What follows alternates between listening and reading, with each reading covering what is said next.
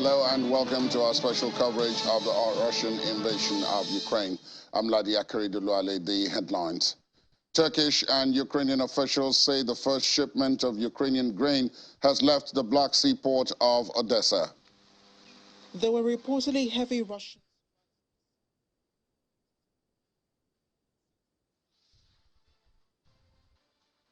Ukrainian President Volodymyr Zelensky pays tribute to grain mogul Oleksiy Vatykovsky, who was killed after the southern city of Mykolaiv came under intense shelling. And Red Cross yet to receive approval to enter Olednivka prison in Russia, hit by missile strikes last week, killing dozens of prisoners. We begin this morning with news that the first ship carrying Ukrainian grain has set off from the port of Odesa. That's according to Turkish Defense Ministry as well as Ukrainian officials. Ukrainian Infrastructure Minister Alexander Kubrakov tweeted saying the first Ukrainian grain ship since #Russian aggression has left port, thanking Turkey and the United Nations for helping implement the deal. Turkish Defense Ministry says the Sierra Leone-flagged cargo ship Orizoni left the port of Odessa for Lebanon, as the Rizzoni is carrying more than 26,000 tons of corn. Data from Rizzoni's automatic identification system, a safety tracker for ships at sea, showed the vessel slowly coming out from its berth at Odessa port this morning alongside a tugboat. Turkish ministry officials add that the ship is expected to reach Istanbul tomorrow, where it will be inspected before being allowed to proceed. And Ukrainian President Volodymyr Zelensky has said the Russian strikes in the southern Ukrainian port city of Mykolaiv were, quote, the most brutal shelling of the entire period of the full-scale war. Delivering his nightly address, President Zelensky also paid tribute to Oleksiy Vatykovsky, the owner of one of the country's largest grain-producing and exporting companies, who the local governor said was killed in the strikes. He said that Russia has been transferring some forces from the eastern Donbas region to the southern Kherson and Zaporizhzhia regions.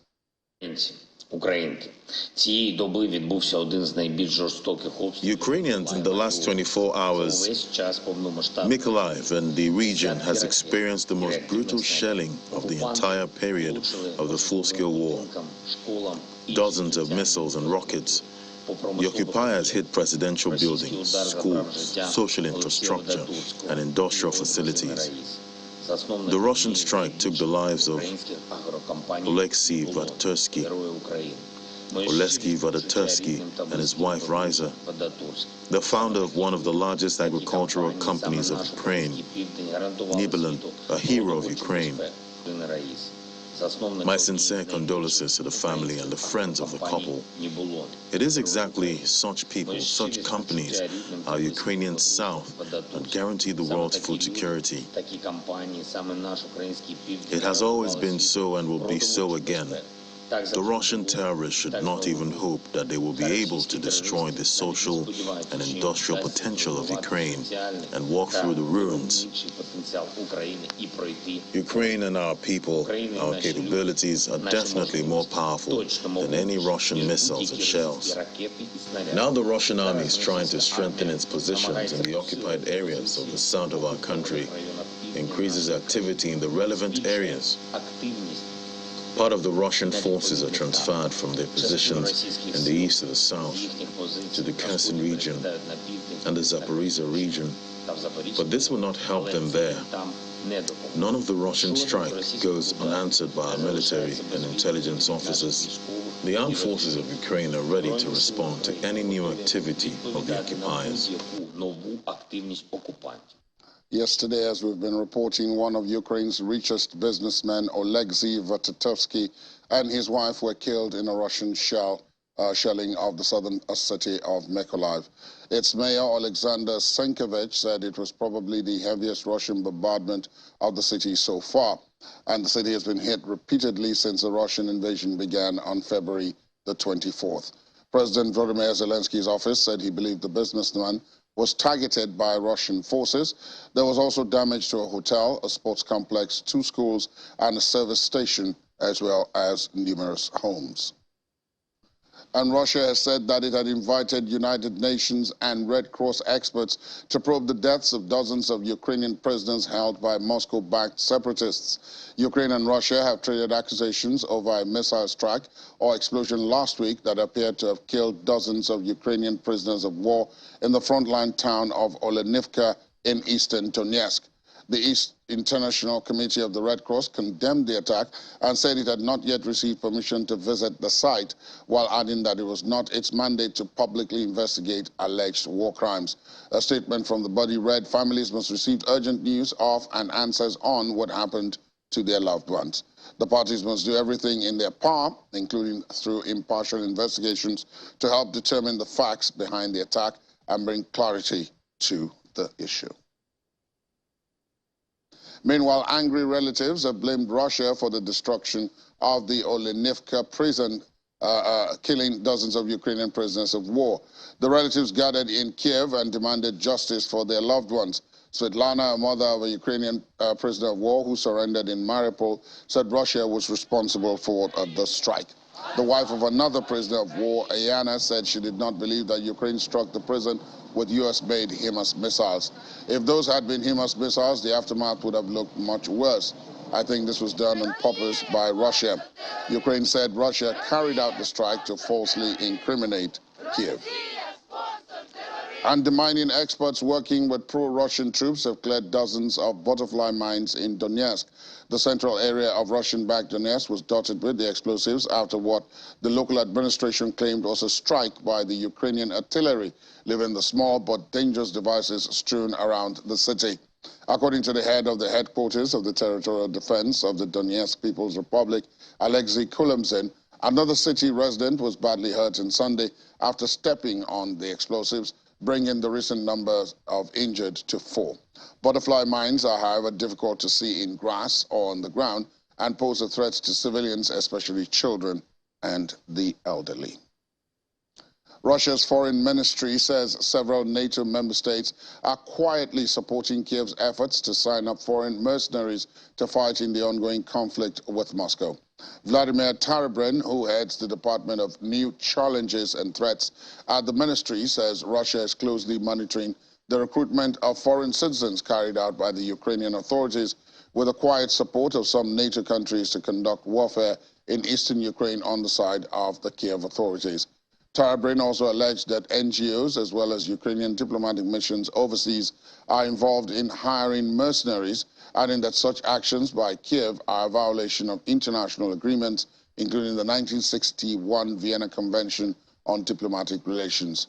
Thousands of foreign fighters have responded to a call by President Zelensky and flocked to Ukraine since the launch of Russia's military operation on the 24th of February.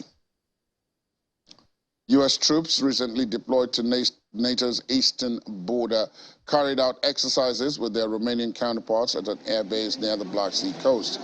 Troops with the 101st Airborne Division deployed from helicopters and carried out combat exercises as helicopters and jets flew in formation. The division's commander, Major General Joseph McGee, says the deployment of troops to countries across NATO's southeastern flank showed the ironclad commitment of the U.S. to its allies' defense. This ceremony, and more importantly, our deployment to Romania, Bulgaria, Hungary, and Slovakia, represents the ironclad commitment of the United States to our NATO allies. Each of these nations served alongside the United States in Afghanistan, and it is an honor to serve alongside all of them today. I will conclude my remarks by pointing out that we are only 198 miles from the fighting that is raging today in Kherson, Ukraine, which means that our deployment to Romania makes us the most forward deployed force in the United States military. Being here so close to that fight is exactly where the 101st Airborne Division was destined to be. Let's speak now to Professor David Awurawo, Professor of History and Strategic Studies at the University of Lagos, who joins us virtually from Akoka area. Good morning to you, Prof. Thank you for your time. Good morning. Nice to be here. Well, the grain deal is finally on the way. The reports from both Turkey and Ukraine indicate that The first ship is now on its way, should reach Istanbul tomorrow, and after inspection, should be on its way to Lebanon to deliver 26,000 tons of corn. So many times it looked like it wouldn't come true, but finally it's underway. Is this good news, you think, in the overall context of this war? Certainly. It is good news. It is good news because the world has suffered much, on account of this war. Countries far away from Russia, countries far away from Ukraine have been impacted negatively by the war. The prices of commodities have gone up. The prices of bread, have gone up across the world on account of the inability of, Ukraine to move grains to other parts of the world because of the war. So the news this morning that the first ships have left the port of Odesa, heading for Turkey first, and then to Lebanon, is certainly good news. It is not only Lebanon that would benefit as the time progresses. Africa too would have its own fair share of other shipments that would leave the port of Odesa from the news we gather. And so it is, if one can say, some positives, from the war. The war has affected everybody negatively, but of course, the fact that the grains are, are now coming out of Ukraine is good news. Good news for Ukraine, good news for Russia, because at least it provides some avenue for some, diplomatic interactions, and of course, good news for the international community. I'm happy you mentioned that that last portion where you talked about diplomatic relations.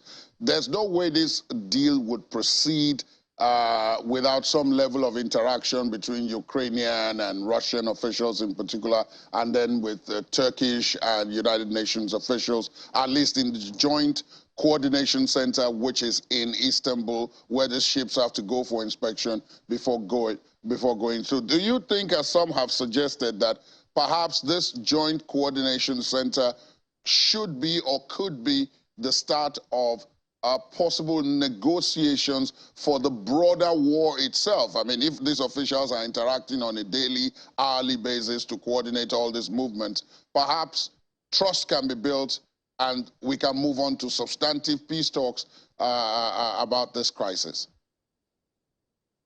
Absolutely. The fact that we now have a venue for, interaction by the officials of different countries interested in this war, including Russian and Ukrainian officials, is something that is positive. Indeed, we have argued all the while that, diplomacy should have been the approach to, resolve this conflict right from the beginning, so that, that would have prevented it from degenerating into violence.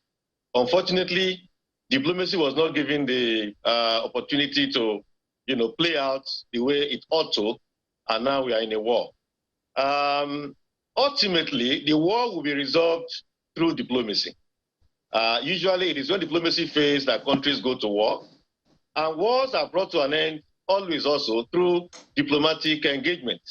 So this interaction between Turkish officials, Ukrainian officials, Russian officials, United Nations diplomats and all that is a positive. Of course, we know that intense fighting is still going on in Ukraine. Of course, we saw what happened just yesterday where Mr.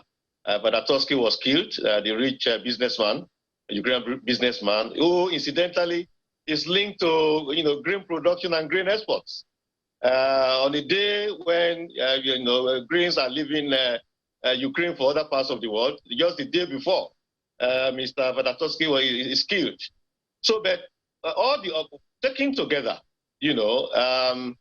this engagement by the officials should provide a basis for a broader level of diplomacy, which hopefully will help, bring the war to an end ultimately.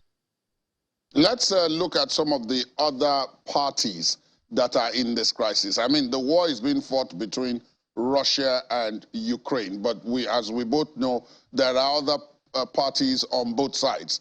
And in some instances, what you referenced earlier about the attempt at diplomacy failing, so many of those I've spoken to have said that those efforts ultimately failed because the outside forces were not prepared to compromise to make up what was needed for there to be peace.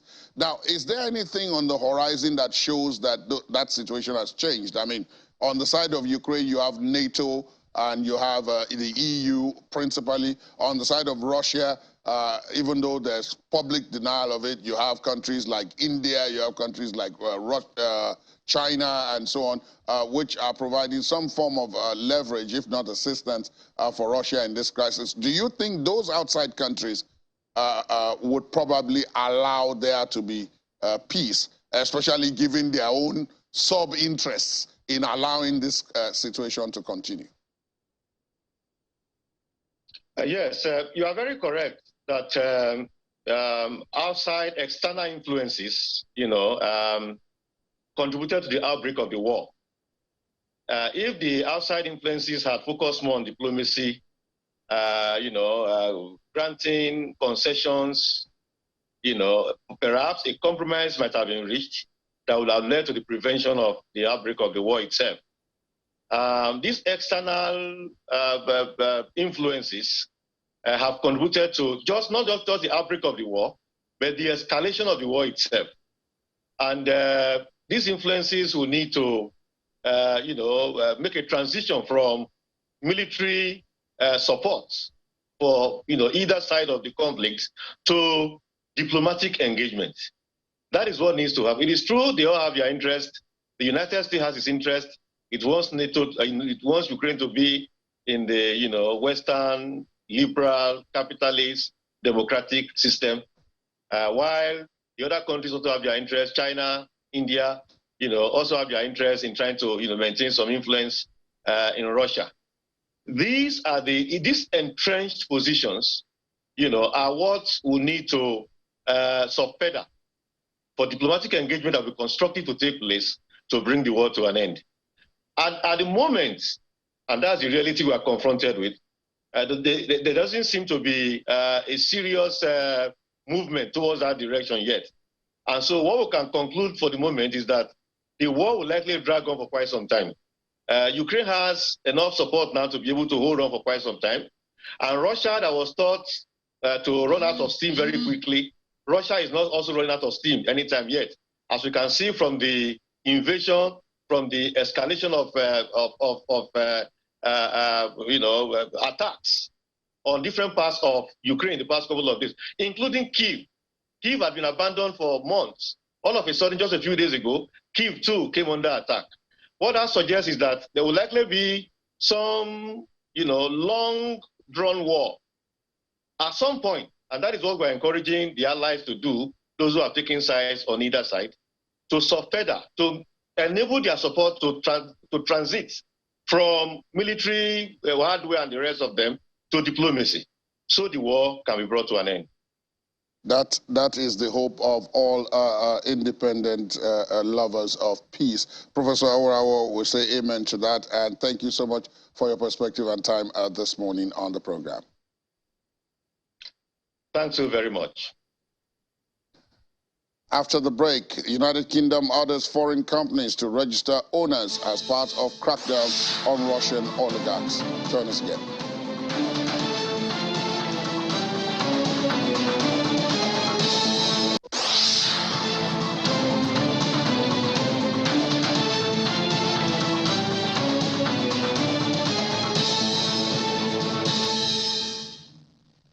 Thanks for staying tuned. Welcome back. Refugees and volunteers have said people crossing from Ukraine to Romania's Escalation are enduring long waits and high temperatures. Queues on the Ukrainian and Romanian sides of the Danube River and a crossing on an open-air ferry offer little escape from the temperatures, which have recently been above 30 degrees Celsius daily. Natalia, a refugee, lives outside Ukraine but returns occasionally to check on her pets. She said, I am tired of driving here and there. I would like to go home and I want peace. Volunteers said they were on hand to provide people crossing with water and refreshments, as well as first aid and shelter from the sun. Romania has been one of the main destinations for people fleeing Russia's invasion of Ukraine since February. More than 13,800 Ukrainians crossed the Romanian border on July the 30th, an increase of around 15% on the day before. And Prime Minister of Saxony, Michael Kretschmer, says isolating Russia and ending economic cooperation with Moscow is dangerous for Germany, reiterating his call for a diplomatic solution to the conflict in Ukraine. The official said he was concerned with the impact of the sanctions on Russia on the German economy and energy security, and called for pragmatism in relations with Moscow and for the EU to facilitate peace talks and a freeze of the conflict in Ukraine, adding that a ceasefire would not only end the deaths but create an opportunity for the supply of raw materials, most notably fossil fuels and grains. Roughly half of German households rely on gas for electricity and heating, and around a third of the energy for German industry comes from gas. However, deliveries have dropped in recent weeks due to technical or political reasons. According to Mr. Kretschmer, despite ambitious energy transition plans and political agendas, Germany will need gas supplies from Russia for the next 5 years at least. Undersecretary General for Political and Peacebuilding Affairs, Rosemary DiCarlo, has told the Security Council that as the Ukraine conflict enters a more protracted phase, attention is increasingly turning to its longer-term humanitarian recovery, reconstruction, and socio-economic impact. She stresses that avoiding incidents such as the recent strikes on Odesa and creating enabling conditions will be key for the Green Deal initiative to succeed. Ukraine's ambassador to the United Nations, Sergei Krisletia, said that they were ready to unlock more than 20 million tons of grain as long as Russia complies with the safe functioning of the grain corridor. On the other hand, Dmitry Polyansky, UN Deputy Russian Ambassador, said the signing of the deal showed how inappropriate it is to blame his country for the global food crisis. While most of the Security Council members recognized the effort, representatives from the United States and China did not hold back in pointing out how difficult the implementation of the agreement will be. As the conflict enters a more protracted phase, attention is increasingly turning to its longer-term humanitarian, recovery, reconstruction, and socioeconomic impact. As summer wanes, the need for winterization planning is also becoming pressing. Regrettably, political dialogue has virtually ground to a halt. There should no longer be any doubt, as we warned early this year, that Russia intends to dismantle Ukraine as a geopolitical entity and dissolve it from the world map entirely. We're seeing growing signs that Russia is laying the groundwork to yet again attempt to annex more of Ukraine's territories. That includes the installation of illegitimate proxy officials in Russian-held areas with the goal of holding sham referenda or a decree to join Russia. In Ukraine's eastern Dnipropetrovsk region, farmers are forced to deal with the brutal consequences of more than 5 months of war. One farmer, Vitaly Kritslia, believes the best way for his farming business to remain competitive is to build his own grain storage facilities, as prices for his grain have reached an all-time low. Kritslia says that he needs to sow for the next year as soon as possible, while not having sold this year's harvest. He adds that in the current climate of war, everyone feels morally exhausted. And in a bid to save energy amidst the ongoing crisis, electricians pulled the fuses of floodlights directed at the Victory Column in Berlin, following a decision to turn off the external illumination of 200 buildings and monuments in the German capital.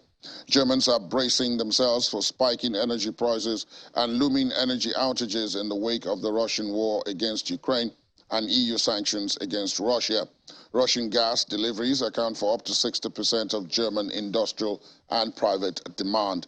Russia's willingness to deliver gas is dwindling in the face of EU sanctions and claims that the maintenance of gas turbines, which pump gas from Russia to Western Europe, had been hindered by these sanctions. The United Kingdom says foreign companies holding UK property must identify their true owners in an official register as part of a crackdown on Russian oligarchs and corrupt elite laundering illicit wealth. The register of overseas entities, which became active as part of a wider economic crime law enacted this year in an effort to stop the flow of illicit Russian cash into London following Moscow's invasion of Ukraine. Junior Business Minister Martin Callanan said to ensure we are free, quote, of corrupt elite with suspicious wealth, we need to know who owns a what. He said we're lifting the curtain and cracking down on these criminals attempting to hide their illicitly obtained wealth. Let's talk to Laddie Williams of our business desk, as we do at this time. Good morning. Every morning. Hi, Laddie. Pleasant Monday to you. Yes. Let's start with this issue of the grain shipment, finally on the way. Finally. I don't want to say there are lots of people cracking smiles, but the fact that the ship was left that's a good sign. Yeah, it's a good sign that this is actually happening. Because there were fears that, you know, since Russia actually struck down Odesa port, you know, there were fears that the deal, the landmark deal, would not get off the ground. Yeah, would not get off the ground. But now the ship is sailing, and, you know, everybody's excited at this point, because we know how, you know, the world depends on, how much the world depends on Russia and Ukraine for grains and, you know, most of these inputs for like wheat and all of that. And we've seen, you know, the war in Ukraine actually hamper most of those supplies to the global markets at this point. We've seen prices skyrocket. We've seen the super cycle, you know, happen in the commodities market, all because of, you know, supply disruptions. But, you know, with this first shipment, you know, going out now, you know, fears now are being allayed at this point. We've seen the IMF and the World Bank, you know, talk about how the world, you know, is at risk of hunger, you know, at this point, you know, with the supply disruptions. But now we're seeing this ship leave. It's a good sign. You know, we're hoping that with this first shipment, other shipments, you know, will follow. Will follow that, you know, with that. And it's an agreement that's open for about 120 days.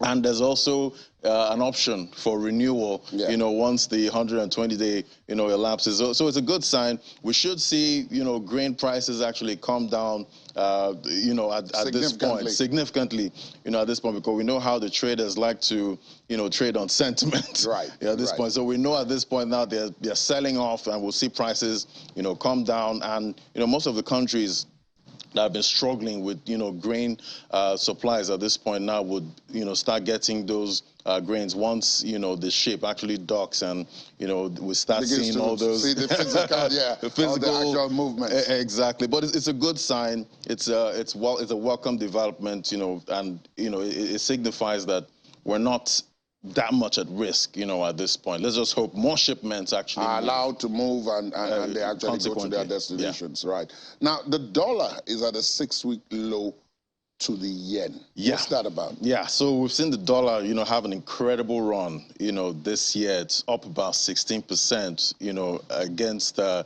basket of other currencies. And major ones, actually. Major currencies. And, you know, we've seen how, you know, investors love to run to safe haven assets, you know, once, you know, we see economic uncertainties, like we've seen how the Fed has raised rates, how many times now. So investors were looking for risk. They were looking for risk-off, you know, assets at this time. We saw how the equities market actually plummeted.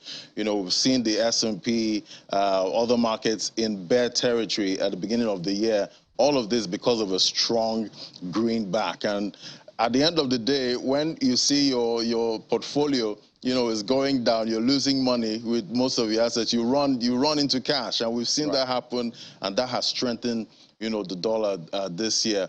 But now it seems to be peaking, you know, at this point, because we're seeing rates, the rate hiking process of the U.S. Fed actually looking like it's peaking, you know, at this point too. So that's helping to reining, you know, the dollar at this point, because we've seen how, you know, emerging economy currencies have suffered, you know, because of how strong the dollar is. We've seen what's happening with the naira in the parallel market. It got up to about 710 this naira morning to I was a hearing dollar. on Sunrise that it's now 720. 720, and it's still, but although we still have our issues, here, talking about FX, but this impacted all currencies. We saw how the euro actually got to parity, with the US dollar, first time in 20 years. Right. All of this on the back of a strong US dollar. So now it's easing, and it's hoped that as the dollar is at this point and rate hikes seem to have peaked, talking about the US,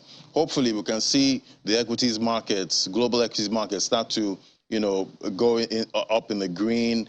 We've seen them already have a great July, and now we're seeing the same thing happen with, Bitcoin and all the other currencies. So at the end of the day, we need that run to actually calm down, come to a close, so that investors can make money, in other assets. But at the end of the day, there's still cautious optimism right now in the market, because you never know, the Fed could come up with another hike again, and that could send the dollar on its way to greater highs. But it all remains to be seen. Yeah, and speaking about making money, OPEC says Russia's continued membership of the body, or association with the body, is critical, is vital. So regardless of whatever the countries in the West think, Russia is continuing to be a member of OPEC+. Yeah, we've seen the new OPEC Secretary General actually say that in an interview. He talked about how Russia's membership is critical, and how they are a major player in the oil and gas market. But we know how Russia benefits from this market, and the U.S. and its allies have done all they can to try to stop those funds, coming into Russia to not, so they can't fund the war any further. But at the end of the day, Russia is a big part of OPEC+, and that, as what the Secretary General stated there. And they're meeting August 3rd, so it remains to be seen what kind of discussions, they're gonna have on output.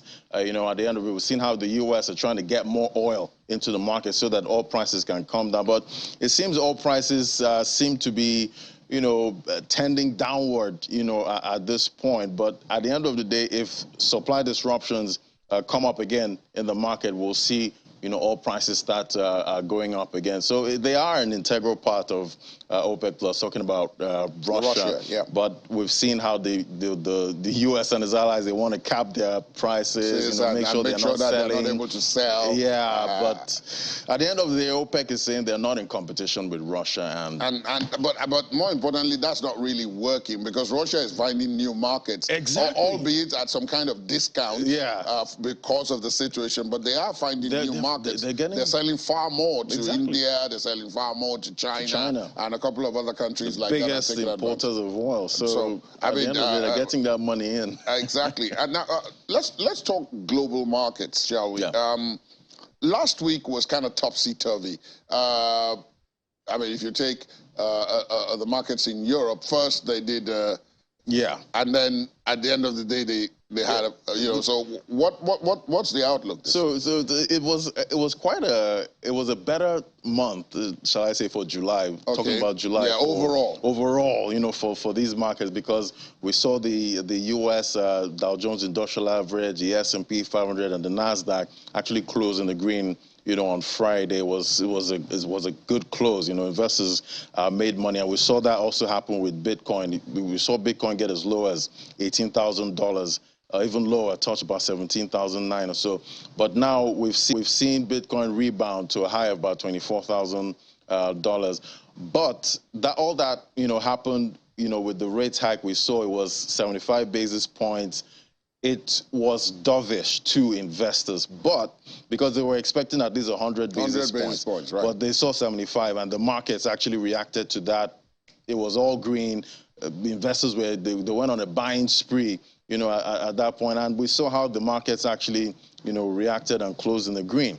But now, come Monday, it's already looking reddish. I checked the futures market, the U.S. futures market. I saw the Dow Jones Industrial Average futures was in the red, the Nasdaq also in the red, and we're seeing Bitcoin actually start this month also in the red, but it's marginally down. You know, some investors are expecting August, you know, would be a good month, you know, for talking about these risky assets. But at the end of the day, there's still that cautious optimism. But you know, there's just this buzz going around that, you know what, this might be the start of a new run, you know, for these global equities market and Bitcoin, because we've seen major sell-offs from the beginning of the year. So it's looking like this second half could be somewhat, kind of recovery. you know, maybe see some silver lining and a recovery, maybe a start of a bull run, you know, at this point. But at the end of the day, they're still cautious of them. There's still some fear in the market, but it's moved from extreme fear. You know, now traders are getting more, you know, into the market, trying to buy some of those dips, get some of those cheap stocks, you know, at this point. But it still remains to be seen. The uncertainties are still there. Inflation is still high. But so there's some optimism, you know, at this point. Back here at home. And back here, well, we've seen the investors are All-Share listening Index. to you and they want to know what you guys think. Back here, it's not looking so good. We had a good first half, you know, for the Nigerian equities market. It's funny how there was some kind of inverse relationship. We saw other markets tank, but the Nigerian exchange was the top performer globally. But now we're seeing that, you know, change in the second half. We've lost that 54,000 all-share index point. Now we're at about, we touched about below 50K actually, got to 49,000. So most of the analysts are seeing that, you know, it's a pre-election year and it's getting closer to the election. So we're seeing most of the investors actually, you know, take profit at this point. Some are taking profit for the summer holidays and, you know, maybe trying to fund the elections and, you know, different reasons. But we're seeing a pullback in that market and it might continue, you know, into next year the way it's looking. That's what, you know, some analysts are saying at this point. But it remains to be seen. It's had a good first half, but the second half might be more of pullbacks and sell-offs and profit-taking that we're already seeing happen in the Nigerian exchange at this point. Laddie Williams, of course, and John McQuarrie will be here right after this show to bring you Business Morning, and then later on in the afternoon, Business Incorporated. But for now, thank you, Laddie. Thank you. After the break, Fenerbahce president refuses to apologize over pro-Putin chants during Dynamo Kiev game. Join us again.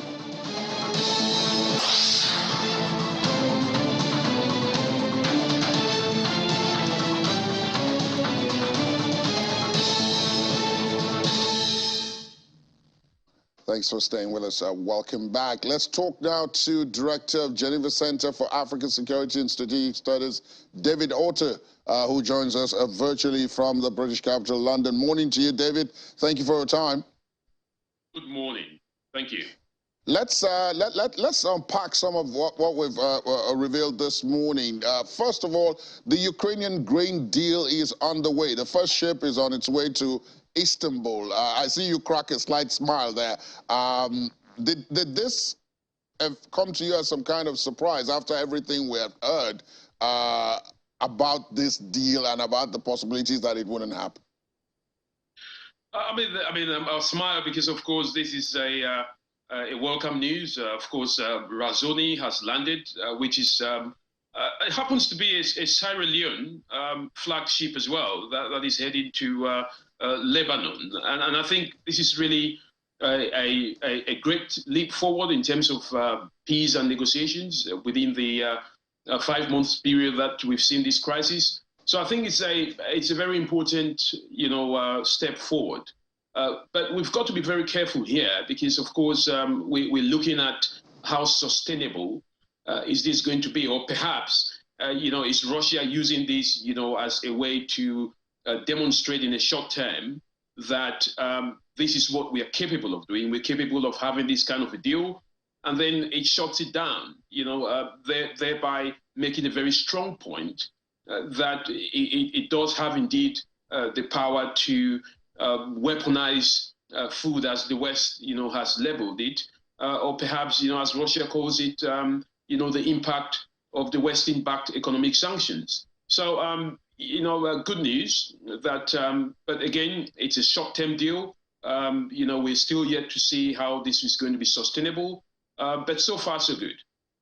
African countries, because I know that you are very, very deeply involved with quite a number of countries in Africa, especially in terms of security, and many of them have stumbled. There have been stability issues with some of them, particularly because they couldn't access these supplies. I mean, if you take Egypt, for example, the government has had to bend over backwards to make sure that the people get wheat, because governments have been overthrown because of bread before. So if you take that, do you think African countries too will also be heaving a sigh of relief at this?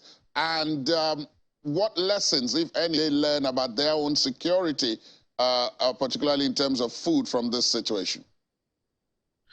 Yes, of course. I mean, you're very correct that African countries will see this as perhaps, some glimpse of hope. Remember that the African Union had dispatched its envoy, and the AU chairperson himself, was actually he did actually visit Vladimir Putin to talk about the fact that listen, Africa, we're suffering from this impact of this war, lack of grains, also the fuel prices, the energy rise that was being expected or is still being expected, as in the case of Europe, perhaps, where people are talking about a possible winter of discontent. So the African countries will be very pleased. But Russia has been very tactical here. Remember that they dispatched, Sergei Lavrov, who is the foreign minister. He actually indeed visited Egypt, which you did mention. And Egypt, relies a lot on, the supply of grains. He also visited DRC, Ethiopia and Uganda. So he made a lot of statements, regarding this whole, economic crisis as a result of the lack of wheat. And he talked about the fact that, this was not Russia's fault, and that Russia was merely reacting from the sanctions that were placed to it. And of course, the so-called Western allies did not back down. As you know, the French president visited some African countries as well, including Cameroon, Benin, and Guinea-Bissau. And he also talked about the fact that, African countries, should not be backing Russia. He even accused African countries of being hypocrites in terms of how they have, backed down away from condemning the Russian invasion of Ukraine, as they call it. The Russians say it's a special military operation. But, very much on the subject, I think, this so-called deal that was brokered by the UN and Ankara is a testament of the fact that, this is a much more bigger war. It's not just the battlefield, which is less talked about these days. It's now moved upon to the information space. It's moved upon to the economic warfare, where, both Russia and the West, are trying to win allies on the basis of, who supports who against what. So it's a very complex matter. But, the fact that we've seen some glimpse of these grains being released, from the port of Odesa. Of course, there are two more ports, actually, which we haven't seen grains left yet. The port of Chernomorsk and the Yuzhny port. So we're hoping that we would see much more grains being released. But, let's be very cautious. Russia could stop this immediately just to show how, powerful it is, in terms of how it can control the economic warfare as it's been leveled.